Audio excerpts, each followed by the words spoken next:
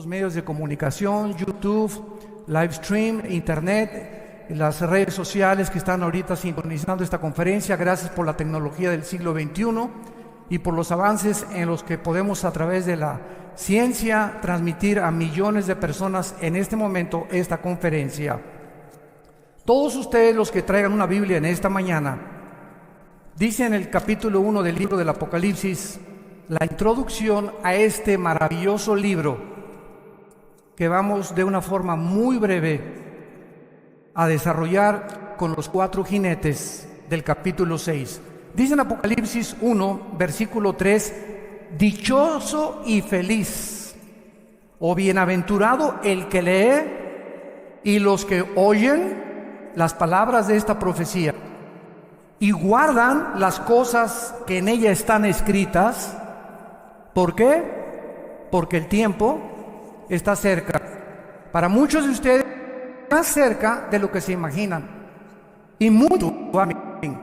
1945, en el proyecto Manhattan, el doctor Henry Fermi y Oppenheimer, alemán, desarrollan la primera bomba atómica bombardeando el uranio 235 y se inicia la era nuclear. 1952 explota la primera bomba de hidrógeno. 1954 el primer satélite en el mundo lo lanza Rusia. 1969 llegamos a la Luna. Y 1970 en adelante, ¿qué nos sorprende? El internet, la época cibernética, los chips, iPhone, ahorita una computadora de 1 año y es obsoleta para el próximo año. Es impresionante la forma como el ser humano evolucionó tecnológica y científicamente en menos de 50 años. Y esto estaba profetizado por el profeta Daniel en el capítulo 12, versículo 4, que antes de que Cristo regresara, el conocimiento iba a aumentar. Ahora, cuando abrimos el libro del Apocalipsis, tenemos un libro que fue escrito hace 2000 años, damas y caballeros, con los descubrimientos científicos que manifiesta este libro, impresionantes a la luz y a la relevancia de los acontecimientos que nos rodean actualmente en el siglo XXI. Y nunca como en esta época la gente había estado tan confundida religiosa, política, filosóficamente como en el siglo XXI. A pesar de que en el siglo XX se alcanzaron los más grandes descubrimientos y los más grandes avances tecnológicos, el siglo XX también fue el siglo donde más ateos surgieron. Sigmund Freud, Friedrich Nietzsche, el padre del comunismo, fascismo y nazismo, Richard Dawkins, Jean-Paul Sartre, Samuel Harris, Bertrand Russell, y todos estos hombres que se levantaron agrediendo al cristianismo, cuando antes de ellos los más grandes científicos y las más grandes mentes brillantes fueron cristianos, como Isaac Newton, como Pasteur, como Blaise Pascal, como Alberto Einstein, que mismo Einstein, aunque nunca aceptó ser cristiano, nunca jamás negó la existencia de una fuerza, de un creador que estaba detrás del universo. Pero llega el siglo XX con los descubrimientos científicos y los avances tecnológicos y el hombre se ensoberbece contra Dios. Y lo único que hemos hecho ha sido el ridículo como administradores de Dios, porque estamos enfrentando una tercera guerra mundial a pesar de todos nuestros descubrimientos y nuestra supuesta tecnología que hemos alcanzado. La palabra Apocalipsis significa en el griego descorrer la cortina. Entonces, apocalipto es la palabra que usaban en el griego koiné. Cuando, por ejemplo, cubrían una estatua, hagan de cuenta que cubrían la estatua de David, y cuando jalaban la cortina, quedaba al descubierto y la gente decía apocalipto. Actualmente, cuando la exhibición de los mejores vehículos que hay en Ginebra, en Europa o en Alemania o en Francia, tiene el Lamborghini o la última producción del último Ferrari, los cubren, nadie sabe cómo es el diseño, se hace una cóctel y se juntan a todos los más grandes millonarios que puedan existir de diferentes empresas, y cuando quitan la cortina, el carro queda al descubierto, y este correr la cortina se llama apocalipto, o sea, apocalipsis. Dios nos corre la cortina en este libro y nos permite asomarnos a una ventana de lo que nadie puede haber podido percibir más que a través del poder del Espíritu Santo. Dios nos permite asomarnos al futuro, donde va a terminar la humanidad. Y esta es la razón por la cual se le llama el Apocalipsis. En inglés lo tradujeron literalmente con la palabra revelation, que es la revelación o el quitar algo o se descubre algo para que podamos ver el plan de Dios para aquellos que se consideran en esta mañana dichosos de escuchar estas palabras. En el capítulo 6 del libro del Apocalipsis encontramos los famosos 4 caballos. El autor de este libro fue el último de los apóstoles. Y esto lo digo enfáticamente porque ya no hay apóstoles. Existe el apostolado, pero no el oficio del apóstol que tuvieron los 12 hombres que siguieron a Cristo. Porque Pablo se considera como el último apóstol. Y Juan, siendo el último apóstol, muere a los 95 años de edad. Y después de Juan siguen los padres de la iglesia: Jerónimo, Tertuliano, Policarpo. Ninguno de ellos se adjudicó el nombre de apóstol y pasaron 2000 años sin que nadie pudiera atreverse a decir: pues soy apóstol, ¿verdad? Pero vivimos una época tan confundida, donde han entrado al cristianismo tantas barbaridades y tantas herejías, que la gente ya no sabe qué creer, qué es verdad y qué no es verdad. Y cuando llegamos a este punto de falta de discernimiento espiritual, es la campana más grande de alarma también de que realmente nos encontramos en la apostasía que se profetiza en la Biblia antes de que Cristo venga. La Biblia no profetiza ningún avivamiento antes de que Cristo venga. Va a haber remanentes en varias partes, pero no hay tal cosa como México para Cristo, o Guatemala para Cristo, o Argentina para Cristo. Esto no existe en la Biblia hasta el capítulo 22, cuando las naciones volverán otra vez a visitar y a hincarse y a confesar que Jesucristo es el Señor. Antes de que Cristo venga, el mundo irá de mal en peor. Sobre muchos cristianos resplandecerá la luz, pero el mundo será cubierto de tinieblas, y la apostasía, que es el apartarse de las verdades de la Biblia, está a nuestro alrededor. El apóstol Juan, a los 90 años, está exiliado por el emperador Vespasiano romano en la isla de Patmos. Si ustedes van a Grecia, enfrente de Grecia o en medio está el mar Egeo, y todavía existe esta isla, y hay visitas y tours para visitar la isla donde el apóstol Juan recibió esta revelación.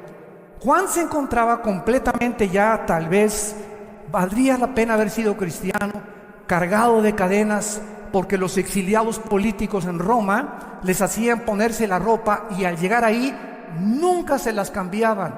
Morían en su excremento, en su orín. No podían cambiarse nada, y era la forma en que los torturaban para morir.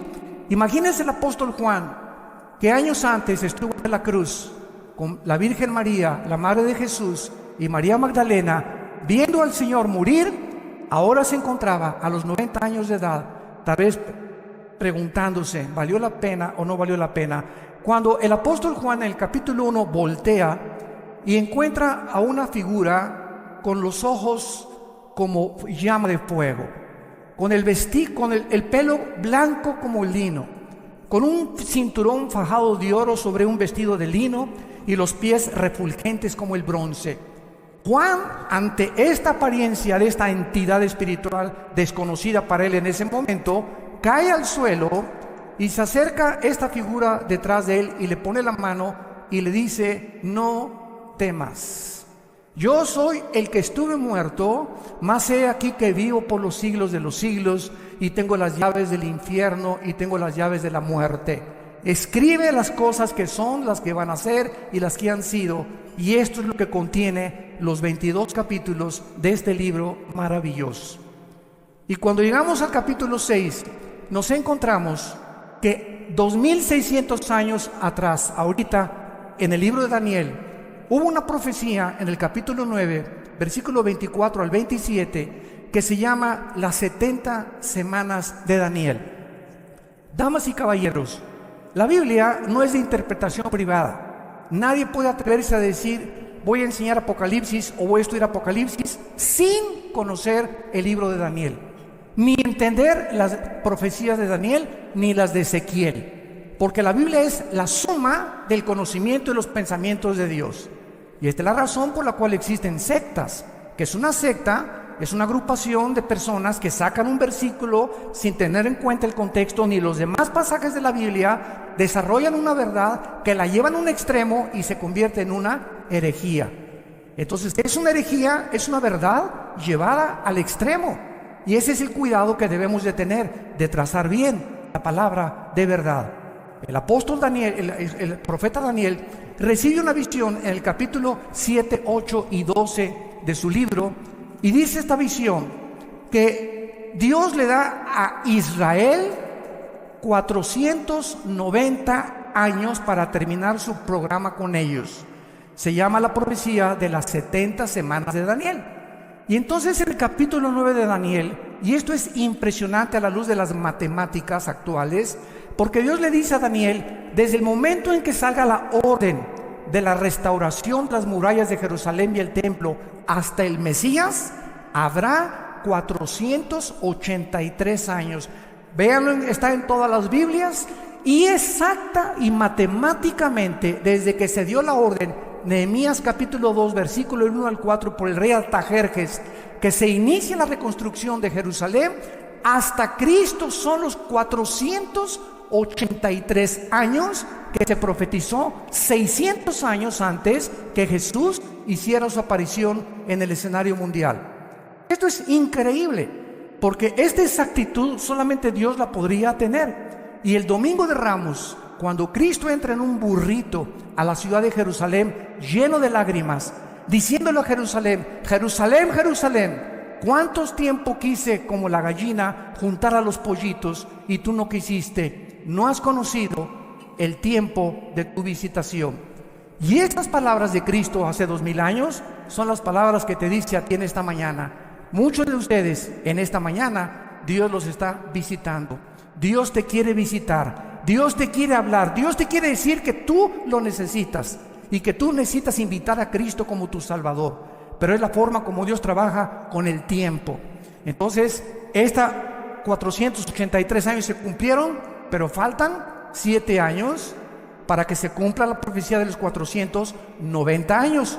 Y el capítulo 6 de Apocalipsis al capítulo 19 son las semanas 70, la última semana que se conoce en el Nuevo Testamento como la tribulación y la gran tribulación, donde la iglesia no puede estar ya.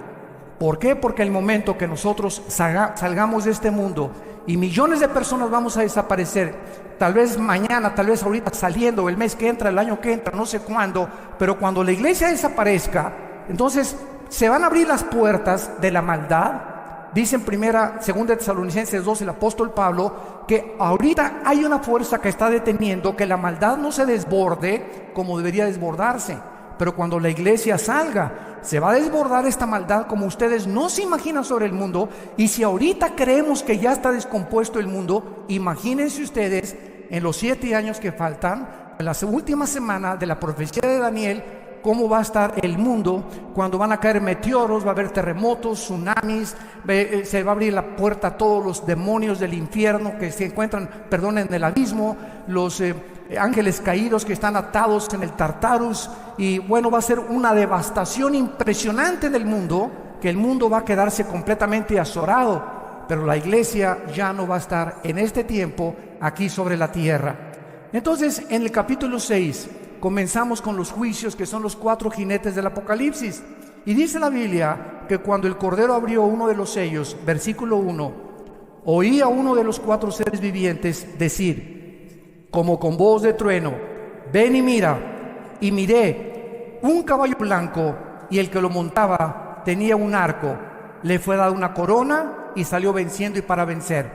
Notemos nosotros que este personaje en un caballo blanco que inicia la semana 70 de Daniel, o el inicio de la tribulación, es la figura de un personaje donde no tiene flechas en su arco. En otras palabras, cuando vemos otros pasajes de la Biblia, encontramos que este personaje, que se le conoce en la Biblia como el último futuro dictador mundial, conocido en el libro de Daniel como el pequeño cuerno, conocido por el apóstol Juan en su primera carta, capítulo 2, como el anticristo, y conocido por Juan en el Apocalipsis como la bestia. Se le llama el anticristo o el último dictador mundial. Si nosotros vemos la historia y recordamos a Adolfo Hitler, Benito Mussolini, José Stalin, todos los grandes dictadores, ¿cómo entraron al poder? Bueno, en 1936-37 Alemania perdió la Primera Guerra Mundial.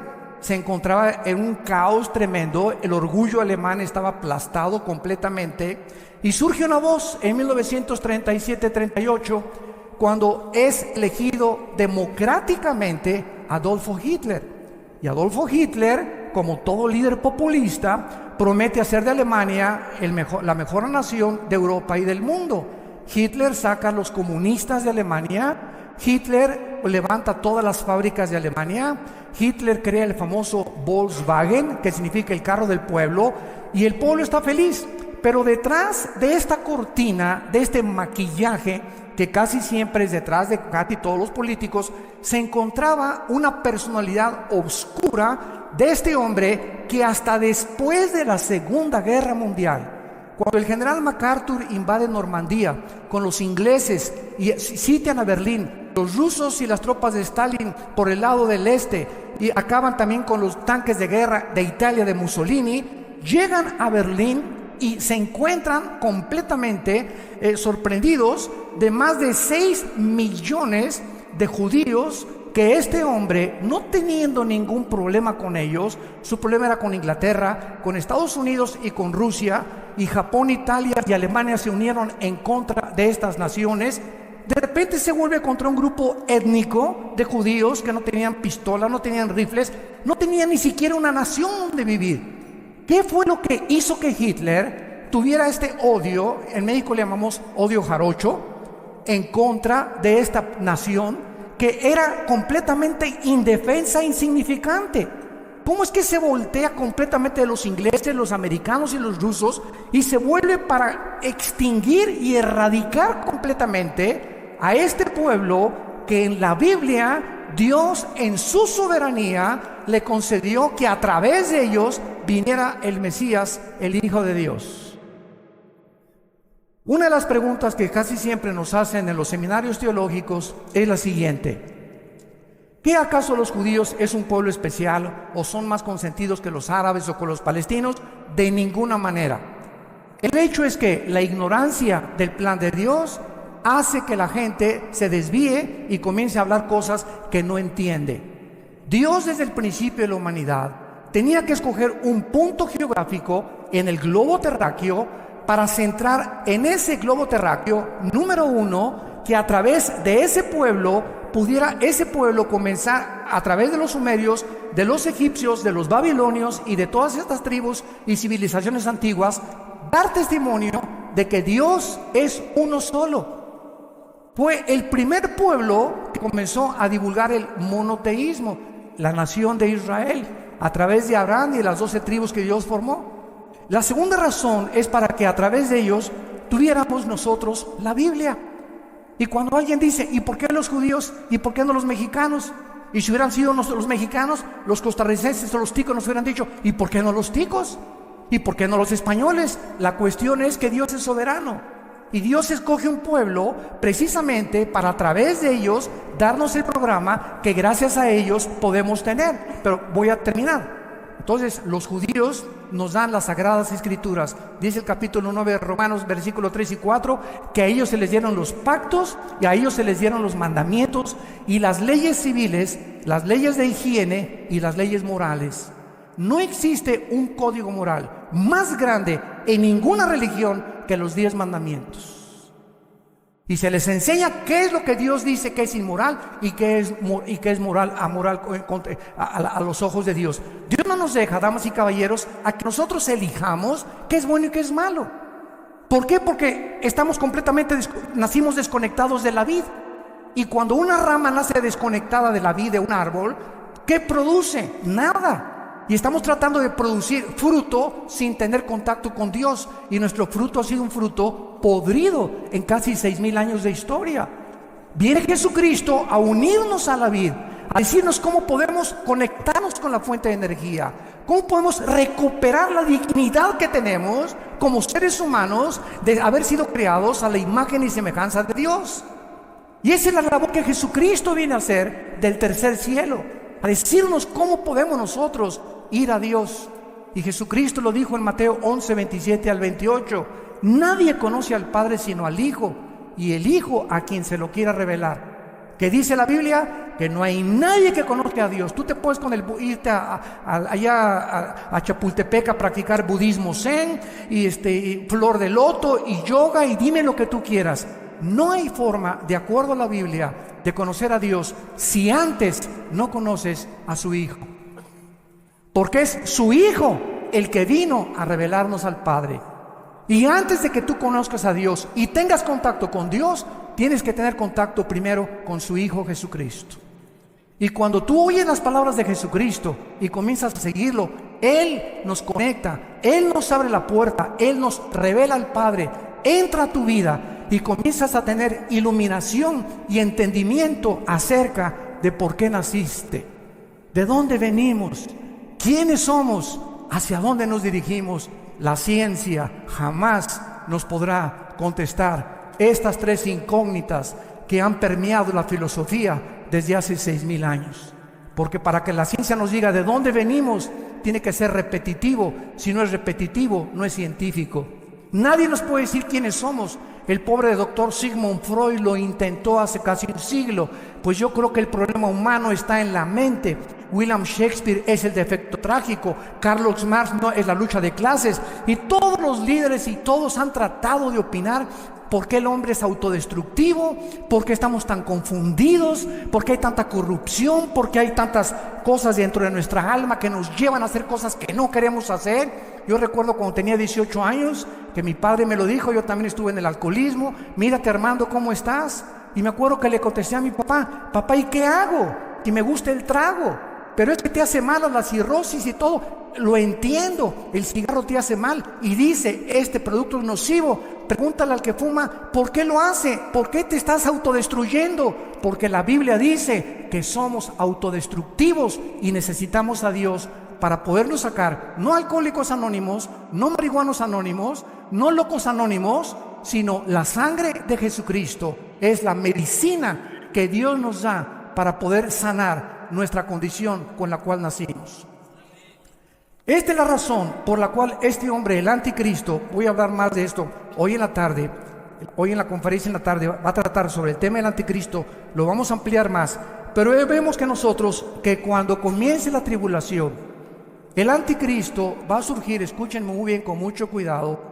De acuerdo a la Biblia, 5 naciones de Europa y 5 naciones del Medio Oriente se van a unir para formar una confederación política que representan los 10 dedos de la estatua de Nabucodonosor y los 10 cuernos en Apocalipsis 17, que es el último gobierno que el anticristo va a formar. En otras palabras, no le creas a nadie, no se metan a internet ni a YouTube de tantas mentiras que hay.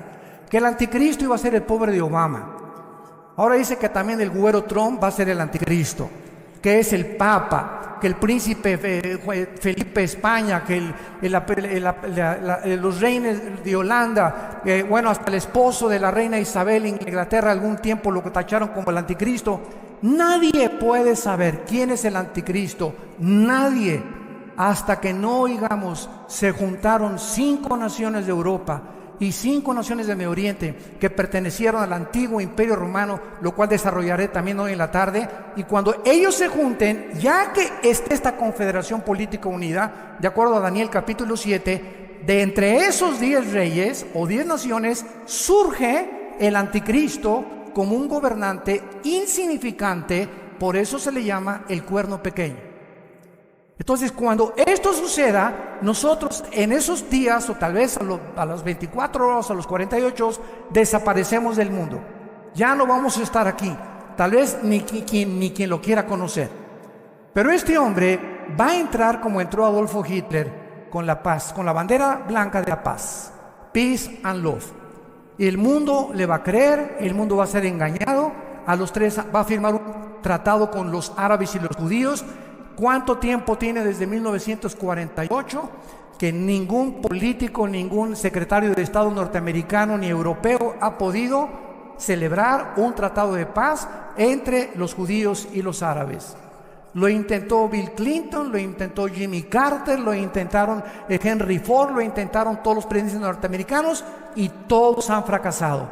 El anticristo logrará lo que hace más de 65, 70 años la diplomacia y la política norteamericana no ha podido lograr. Él podrá lograr con poderes sobrenaturales que él va a manifestar, satánicos, que los árabes y los judíos en 7 años no se toquen y que puedan los judíos reconstruir su templo, pero a los 3 años y medio, Jesucristo dijo en Mateo 24, versículo 15, a los judíos que cuando ellos vean la abominación desoladora que habló el profeta Daniel, entonces los que estén en Judea huyan a los montes. El que esté en la azotea no descienda para tomar algo en su casa. El que esté en el campo no vuelva atrás. Ay de las encintas y de las que crían en aquellos días. Oren porque vuestra huida no sea en invierno ni en día de reposo, porque habrá entonces gran tribulación. Palabras de Jesús, Mateo 24, 15 en adelante, cual no la ha habido desde el principio del mundo hasta ahora. Y si aquellos días no fueran acortados, nadie sería salvo, mas por causa de los escogidos, aquellos días serán acortados. Vemos entonces que el primer caballo blanco representa a la figura del futuro dictador mundial, que así es como comienzan los últimos 7 años, donde Dios trata otra vez a Israel.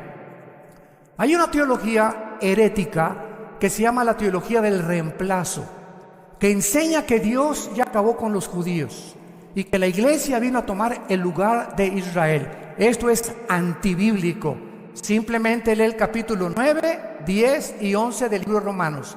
3 capítulos dedica Pablo para enseñar que Dios puso en la banca, ahí están ahorita los del Barcelona en la banca, para cuando jueguen con el Real Madrid, ¿verdad?, le vuelvan a ganar.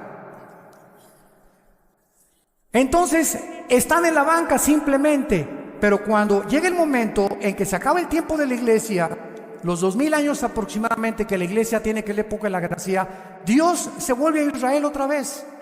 Y porque Dios no abandona, Dios es un Dios de pactos.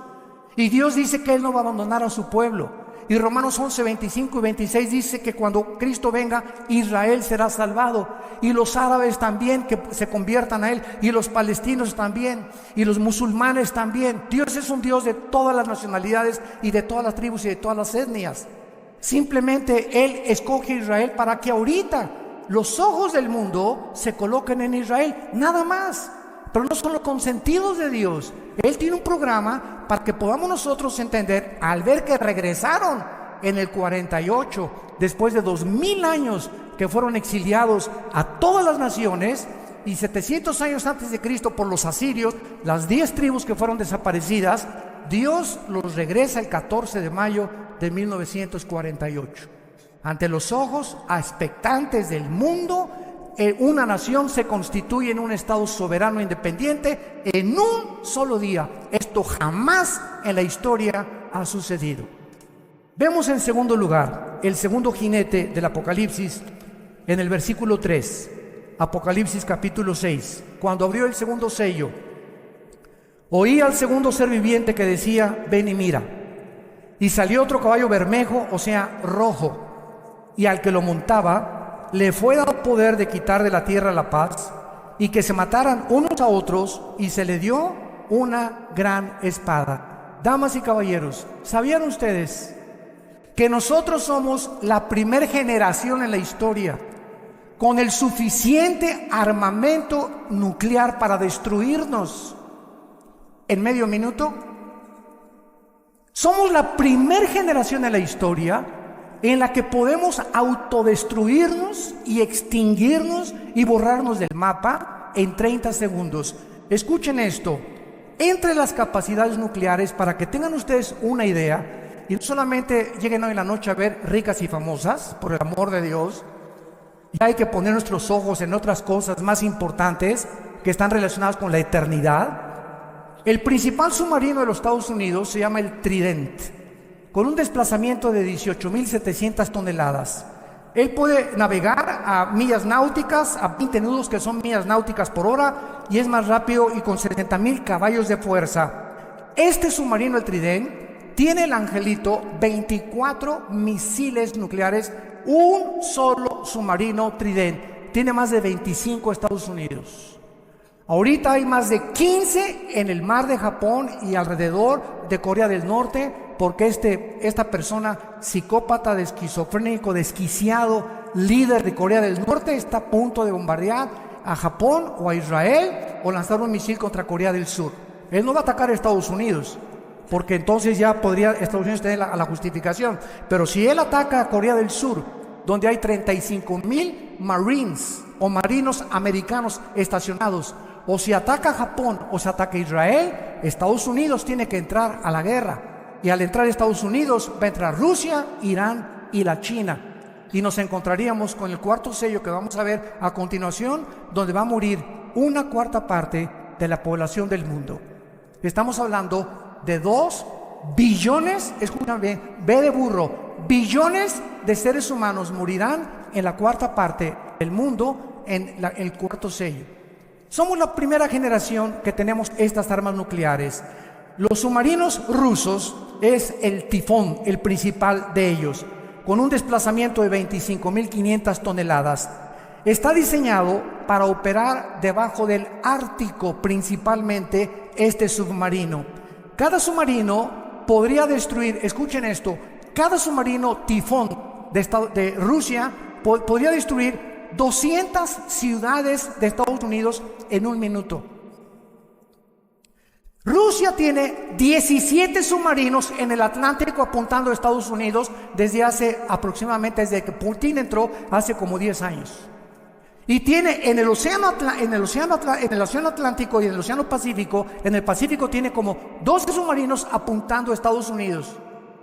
Y el presidente de Estados Unidos tiene un portafolio donde están los códigos para poder desatar y dar las órdenes de que una guerra se desate. Escuchen cómo funciona esto. El misil que tiene Rusia ahorita tiene más armamento de Estados Unidos que Rusia, pero Rusia tiene ahorita más armas nucleares y más misiles que Estados Unidos. Y Rusia tiene ahorita un misil que tarda 25 minutos en salir de Moscú a Washington o a Nueva York. ¿Qué va a pasar en 25 minutos? El presidente actualmente, Trump, se le da un portafolio cada vez que cambia de administración, y en ese portafolio están los códigos donde se abren y él solamente tiene el código para poder en la computadora manejarlo, y cuando él apriete un botón, los submarinos que tiene Estados Unidos en Corea del Norte, los que tienen el Atlántico, los barcos, los transatlánticos, los portaaviones, la armada, la aviación y el ejército terrestre reciben la orden y dicen: estamos siendo atacados. Escuchen, pero en ese momento no saben de dónde viene el misil, aun cuando tienen paraguas que ya pueden detener del lado de California. Y también hay otro misil, otro paraguas en Corea del Norte para impedir los misiles de Corea del Norte. Pero ¿cuánto tarda el presidente, en este caso el presidente Trump, si es que en esta administración estalla la guerra, cuánto tarda él en poder mandar esta señal, abrir el portafolio, cuando en 25 minutos puede alcanzarlos un misil? El portafolio y lo que toma para que las órdenes lleguen tarda 32 minutos. Llegaría 8 minutos tarde la orden de Estados Unidos para impedir un paraguas o abrir un paraguas a los misiles, y lo primero que sería destruido sería Estados Unidos. ¿Saben ustedes que Estados Unidos no aparece en la Biblia? Después de 1945 ganaron la guerra y ha sido la nación que ha alcanzado la supremacía política, militar y económica más grande de toda la historia, Estados Unidos de Norteamérica. Y en 1989, que terminó la Guerra Fría entre Rusia y Estados Unidos, Mikhail Gorbachev fue al Vaticano y le dijo al Papa Juan Pablo II: quiero decirle que Rusia ha fracasado, el comunismo fracasó en Rusia. ¿Por qué? Por dos razones dijo Gorbachev en su libro La Perestroika. Número 1, porque sacamos a Dios de Rusia. Y número 2, porque nos aislamos del capitalismo. Entonces, termina la Guerra Fría y Estados Unidos se mantiene como la supremacía política, económica y militar del mundo. Pero llegamos al siglo XXI, donde viene el primer ataque terrorista, el 11 de septiembre del 2001, contra las torres de Nueva York, y donde el mundo entra en una nueva dimensión que nunca se había esperado. La Primera Guerra Mundial, la Segunda Guerra Mundial pelearon contra soldados vestidos unos de blanco, otros de negro, y sabías quién era tu enemigo. Pero entra el terrorismo en el siglo XXI, donde, por ejemplo, el grupo ISIS, que trata de establecer el califato y quitar la frontera entre Irak y entre Siria, no tienen uniforme. Entonces, los aviones F-21 que ya Estados Unidos tiene y que está manejando Israel, no pueden bombardear donde está ISIS, porque entonces los acusan de genocidio, porque no saben cuándo son civiles o cuando son personas disfrazadas de guerreros del ISIS. Entonces, es un mundo diferente en el que estamos viviendo, donde el terrorismo, 3 personas terroristas en un portafolio en Nueva York pueden sacar el Anthrax, que es un veneno poderosísimo, o pueden explotar una bomba de servicio electromagnético y acabar con Nueva York en menos de 17 minutos. Solamente 3 terroristas se necesitan para hacer eso. Ahora bien, ¿por qué no aparece Estados Unidos de Norteamérica en Estados Unidos? Y también hay malas noticias, tampoco Querétaro. Escuchen lo que les voy a decir. Si en el cuarto sello que vamos a ver muere una cuarta parte de la humanidad, en la Biblia, las naciones, cuando Cristo regrese, las únicas naciones que van a sobrevivir, o los continentes que van a sobrevivir, va a ser Europa y parte del Medio Oriente con el Asia Menor. América desaparece del mapa terráqueo. ¿De dónde van a morir 2 billones de personas, que es la cuarta parte de la humanidad? Somos ahorita 7.6 billones de seres humanos. Y si desaparece la cuarta parte, estamos hablando de 2 billones de seres humanos. Y desde Alaska hasta la Patagonia, todo el continente americano, somos aproximadamente 1.200 o 1.300 millones de personas. Así que desaparecería todo el continente americano en una guerra nuclear. ¿Por qué? Porque nosotros, por estar junto a Estados Unidos, somos el blanco número 1. Pero gracias a Dios que nosotros ya no vamos a estar aquí. Y si esto viene, ¿verdad?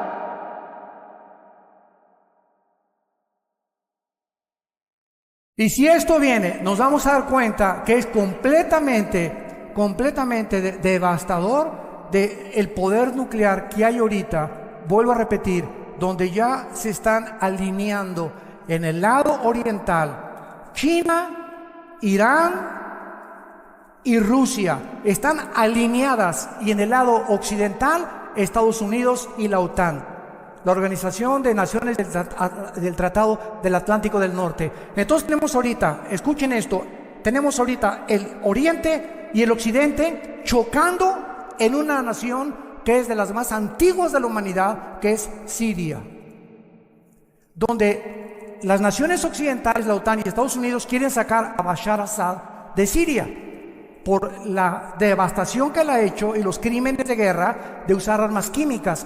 Y por otro lado, Rusia nunca va a permitir que saquen a Assad. ¿Por qué? Porque Rusia tiene la única base naval en Siria con acceso al Mediterráneo. Entonces, el día que destruyan Siria, y el día que la OTAN o Estados Unidos pudiera sacar a Assad, entonces Rusia quedaría aislada e Irán le provee todas las armas a los de ISIS, e Irán le provee todas las armas a todos los rebeldes que quieren sacar a Siria, y vemos una pantomima increíble de intereses económicos en el Medio Oriente. Escuchen esto, todos supieron que mandaron 60 Tomahawks, misiles Tomahawks, el presidente Trump, a un lugar geográfico de Siria. Escuchen lo que pasó. Un Tomahawk es un misil que sale de un submarino o de un portaaviones a una velocidad de 1.700 kilómetros por hora.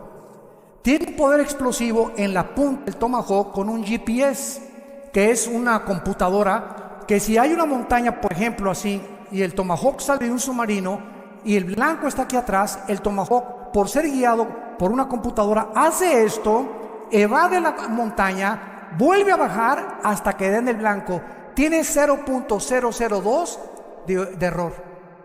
Esos son los misiles Tomahawk. Muy bien, Estados Unidos mandó 50 o 60 a Siria. ¿Saben ustedes a dónde los mandó? Para que se mueran de la risa, de cómo estamos tan engañados, a un lugar donde no había nadie. Ni siquiera se han mandado, o sea, 60 Tomahawks acaban con todo Siria, por el amor de Dios, Virgen de la Macarena. Nada, sacaron una fotografía que un aeropuerto ahí que se murieron algunos nada más. No es cierto, no es cierto. Se pusieron de acuerdo Trump y Putin, tu padrino.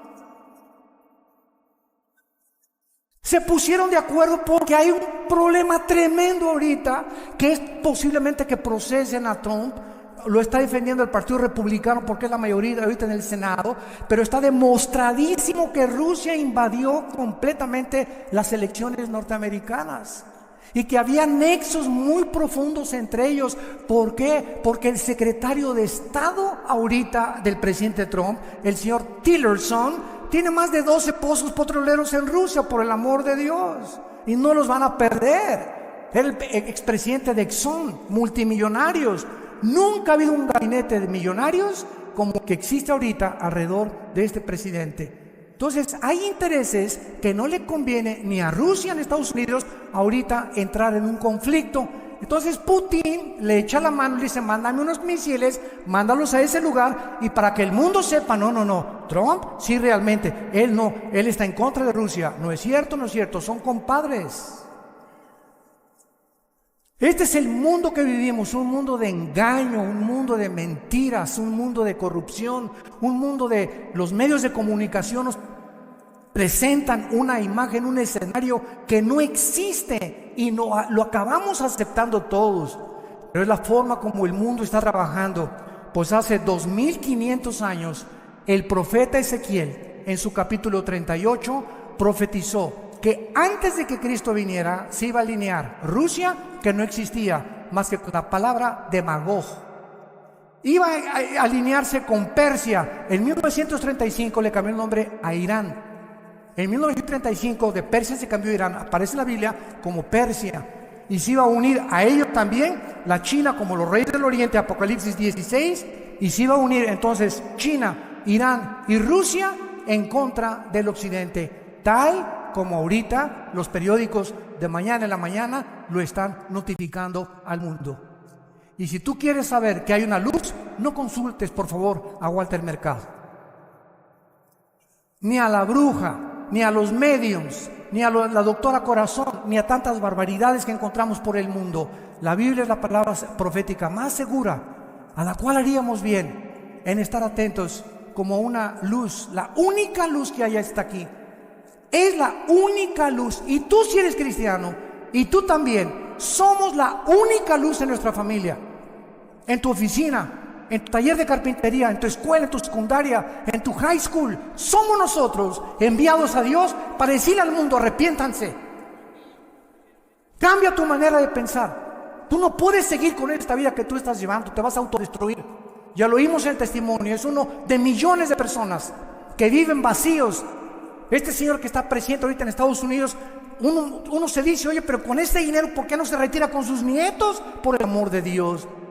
Ahora hace un mes mandó un tweet que estaba arrepentido de haber aceptado la presidencia, que nunca se imaginó que era tan grande las cargas que iba a tener, cuando en su campaña, no, son chiles en nogada, hombre, cualquier cosa, no. Vamos a, ¿verdad? Vamos a poder, no, es como le dicen, ¿verdad? Pie in the fingers en inglés, o sea, es cualquier cosa la presidencia. Y ahorita tiene más de 2 meses, escuchen esto, más de 2 meses aislado, escuchen esto, este hombre en la Casa Blanca, sin su esposa, sin sus hijos y sin su hijo menor de edad. Ya la esposa, ni los hijos, aislado completamente. Nadie sabe, ¿verdad? Se están separando todos y ahí está aislado él en la más grande de las soledades. Por eso necesitamos orar por él y por nuestros gobernantes.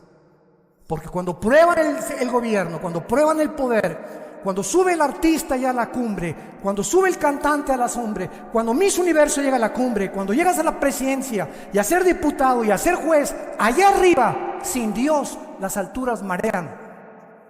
Nos descompone el poder y el aplauso y el dinero sin Dios. Por eso dice Proverbios el rey Salomón: adquiere sabiduría antes que plata y oro precioso.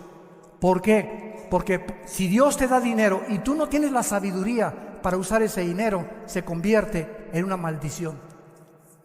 En una maldición. Ahorita el misterio más grande que hay ahorita aquí en la República Mexicana es: ¿dónde está el dinero del Chapo? Nadie lo sabe. Antes de morir, un líder más grande que él, Pablo Escobar, en Colombia, su hijo, que anda testificando por todo Brasil y por toda Sudamérica, el hijo de Pablo Escobar, lo dice: mi padre teníamos cuartos llenos de dinero. Un día tenía fiebre una de mis hermanitas, quemamos con $1 millón para calentarla, porque no sabíamos en qué gastarlo. No lo podíamos meter al banco, no podíamos usarlo porque todos nos tenían fichados. Ese es el poder, es una mentira. Y toda la gente sigue buscando eso. Sin Dios nunca disfrutarás nada. Más vale plato de legumbres donde hay amor, que de buey engordado donde hay odio. Y vemos en tercer lugar el caballo negro, que es la peste y el hambre en el mundo. Cuando abrió el tercer sello, versículo 5, el tercer ser viviente dijo: ven y mira, he aquí un caballo negro, y el que lo montaba tenía una balanza en la mano, y oí una voz del medio de los 4 seres vivientes que decía: 2 libras de trigo por 1 denario, y 6 libras de cebada por 1 denario, pero no dañes el aceite ni el vino. Estas palabras significan una hambre tan tremenda que se viene sobre la humanidad, que 1 denario era el salario que un obrero ganaba diario. Entonces, 1 barra de pan no va a alcanzar ni siquiera para comprar con un día de salario mínimo. Cuando vino la Gran Depresión en Estados Unidos en los 30s, los alemanes tenían carretillas de dinero, pero así de los marcos alemanes, pero millones de marcos alemanes que no podían comprar un solo pan. De la devaluación tan impresionante que vino en la Gran Depresión. Y así lo dice la Biblia: Dios convierte en polilla lo más apreciado del hombre. En lo que tú has puesto tu esperanza ahorita, en tu trabajo, en tu dinero, en tu poder, en tu posición, así. Pero de la noche a la mañana Dios te puede decir: se acabó. Y tú puedes decir: alma mía, reposa, mucho dinero tengo, ya tengo asegurado en el banco. No, al llegar al $1 millón ya sé que estoy asegurado. No, a los $3 millones, ahora sí me voy a Hawái. Y dice la Biblia que tú puedes hoy mismo en la noche, descubrir que tienes cáncer, una embolia cerebral, un ataque al corazón. Nuestra vida pende de un hilo. No depende de lo que nosotros construyamos para el futuro, depende de un Dios a quien le debemos sumisión y adoración y obediencia. Y eso es lo que Él quiere, que nosotros nos volvamos a ese Dios, que pongamos nuestros ojos en las cosas eternas, no en las cosas temporales, que pasamos peregrinos nada más por esta vida. Cuando un niño tiene 5 o 6 años, no existe el futuro ni el pasado. Él vive en el presente, no se preocupa si hay comida, si hay complex. Llegamos a los 18 años, los jóvenes, el futuro, ¿qué voy a hacer? ¿Qué carrera? Y desgraciadamente, ¿cuál es la que más produce dinero? Y se ponen a investigar los jóvenes en internet, ¿cuáles son las mejores remuneradas carreras? Cuando a lo mejor no tienes tú ese llamado, pero movido por los intereses materiales en que el mundo vive, pierden completamente su llamado y lo que Dios tiene para sus vidas. Y cuando llegamos al 5.º piso, ¿verdad? Como muchos de nosotros ya llegamos, o al 6.º piso a los 50, 60 años de edad, todo es hacia atrás. Ay, si hubiera sido hijo de Pancho Villa, y si hubiera esto y el otro, y mi abuelo y por aquí y por allá. Y vemos nosotros como el ser humano, al llegar a la tercera edad, así pasa el tiempo. Los jóvenes creen que tienen toda la vida, pero llega al 5.º piso y al 6.º piso, y te vas a dar cuenta qué rápido pasa el mundo y la vida. Y cuando menos lo esperamos, Ya estamos ya de canas, tenemos a nuestros nietos, regresamos otra vez a la vejez, a que alguien nos tenga que cuidar. Y lo que hiciste en la vida, ¿para quién lo hiciste? ¿Para quién sembraste? ¿Para quién viviste? Y ancha es la puerta, dijo Jesús, que conduce a la perdición. Y muchos van por esa puerta ancha. La puerta donde tú eres autónomo y tú no le das cuentas a nadie. Tú pones tus reglas y tus propios mandamientos. Pero angosta es la puerta que conduce a la salvación y pocos son los que entran por ella. Porque si tú no cargas tu cruz, dijo Jesús, si tú no cargas tu cruz y no te niegas a ti mismo, no entrarás al reino de los cielos. El hambre, de acuerdo a la FAO, hay más de 2.000 millones de personas ahora muriéndose de hambre. El 50% de las personas pobres viven en el Asia del Sur, India y Bangladesh, y otra sexta parte vive en el sureste de Asia, el resto en Latinoamérica y en el Medio Oriente. En la ONU existen, de acuerdo a los datos de la ONU, más de 200 millones de infantes que diario van a la cama con hambre. Y tú tienes por lo menos totopos, cornflakes, leche. ¿No le das gracias a Dios por eso? Por la casa que tenemos, por las nubes que nos rodean, por las montañas, por el aire. Estamos vivos, oh Dios. La familia es el tesoro más grande que Dios nos ha dado. Gracias, Señor, por mi esposa que me has dado, mis hijos, mis nietos. ¿Cuántos de ustedes van a vacaciones a Acapulco, a Puerto Vallarta? Y hasta las vacaciones llevan su computadora y ahí están en el hotel, en lugar de que disfrutes la playa, el sol, las puestas de sol. Ahí estás con tu computadora haciendo negocios y negocios y negocios. Es que soy un hombre. Eso no es ser hombre, eso es ser un tonto. Tenemos que entender que la vida es muy corta y que tenemos que disfrutar las cosas pequeñas que son las que más felices nos hacen, que es disfrutar a nuestros hijos. Y finalmente vemos el caballo negro, que dice la Biblia en el versículo 6, cuando abrí el cuarto sello, vi el caballo amarillo. Esta palabra en el griego es kloros, y es amarillo porque es el color de los muertos. Cuando alguien se muere, comienza a palidecer su rostro. Yo he visto cantidad de personas muertas, y en una hora, ¿verdad? El rostro les cambia completamente, comienza la sangre ya se coagula, ya no existe ningún contacto ya con las neuronas del cerebro, etcétera, etcétera. Por eso se le llama el caballo amarillo. El que lo montaba tenía por nombre la muerte, y el Hades le seguía, y le fue dada potestad, aquí está, sobre la cuarta parte de la tierra, para matar con espada, o sea, con guerra, hambre, con mortandad y con las fieras de la tierra. Vemos nosotros en este último caballo que es la muerte. ¿De qué forma? Esto es lo que está sucediendo actualmente en el mundo. En agosto de 1990, cientos de delfines aparecieron muertos en los océanos, en las playas de Valencia, en España. En Francia aparecieron muertos 50 delfines en 2 semanas el mismo año. Las pruebas de laboratorio descubrieron que estos delfines murieron por un virus llamado Morbilli, que es producido por la contaminación del petróleo derramado en el mar.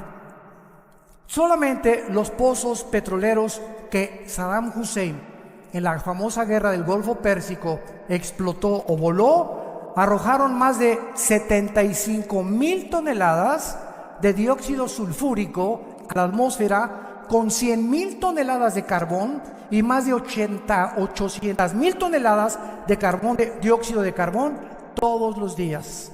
Damas y caballeros, estamos en un planeta donde el aire, la comida, el agua, los bosques, todo lo hemos contaminado. Yo creí que Querétaro se estaba salvando.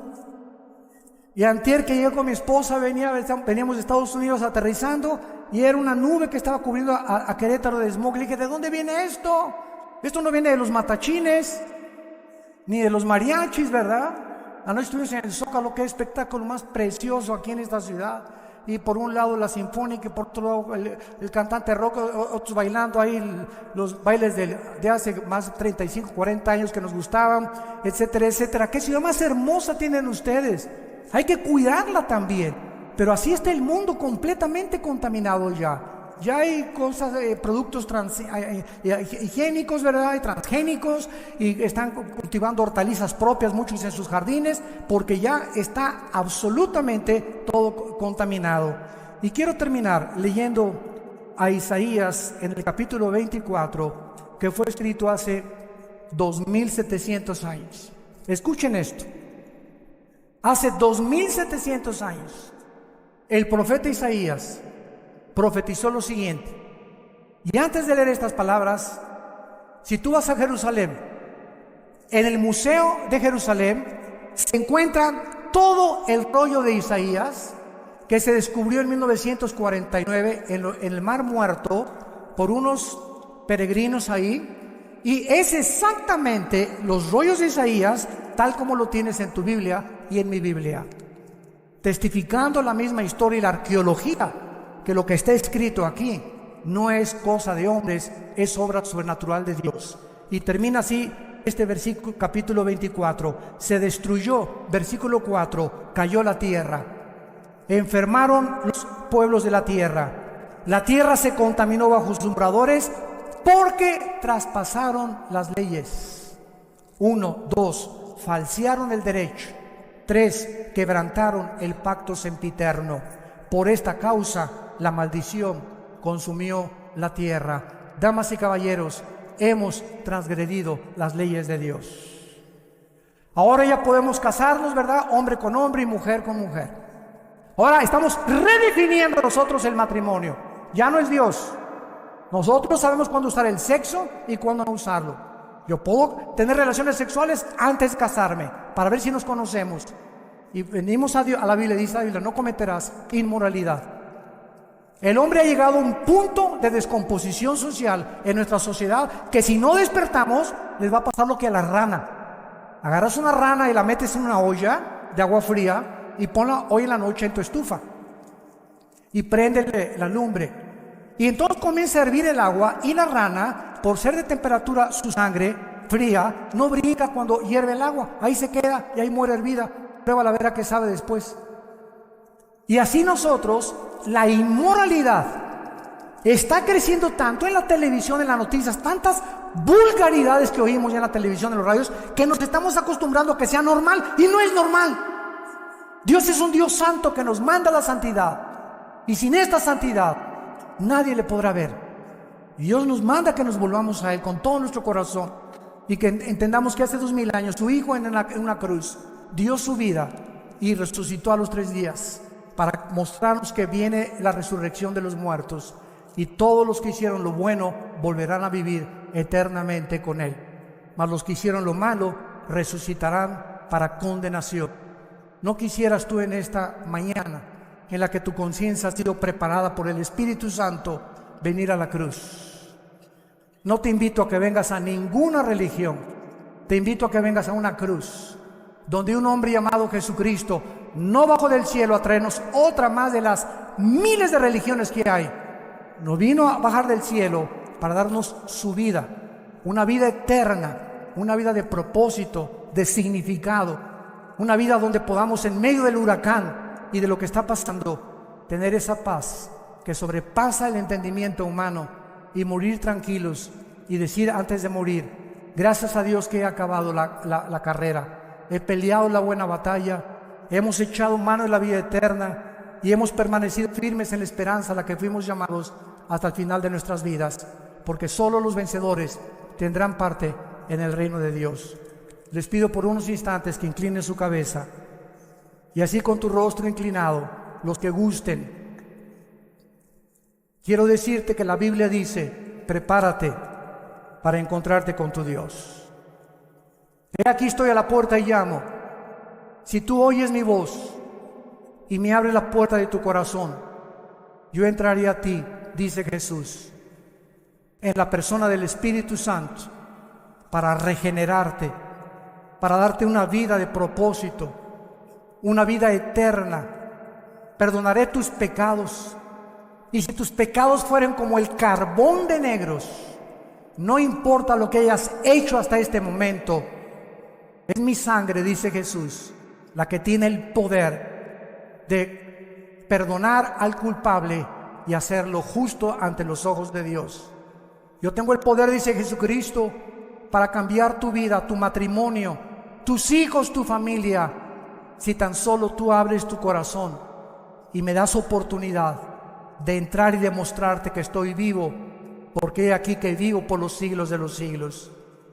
Las personas que quieran hacer esta oración en este momento, dile a Dios con todo tu corazón estas palabras. Señor mío y Dios mío, te pido perdón por mi vida.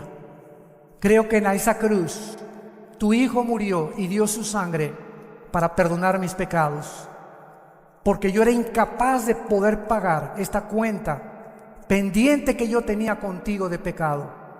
Ahora creo que es su muerte, su vida, la que me da este perdón, gracias a tu gracia y a tu misericordia. Señor Jesús, porque creo que a los 3 días te levantaste de entre los muertos, te pido que entres en este instante a mi corazón como mi Señor y mi Salvador. Te recibo y te doy las gracias por tan grande amor y tan grande salvación. Amén. Gracias a Dios por su palabra.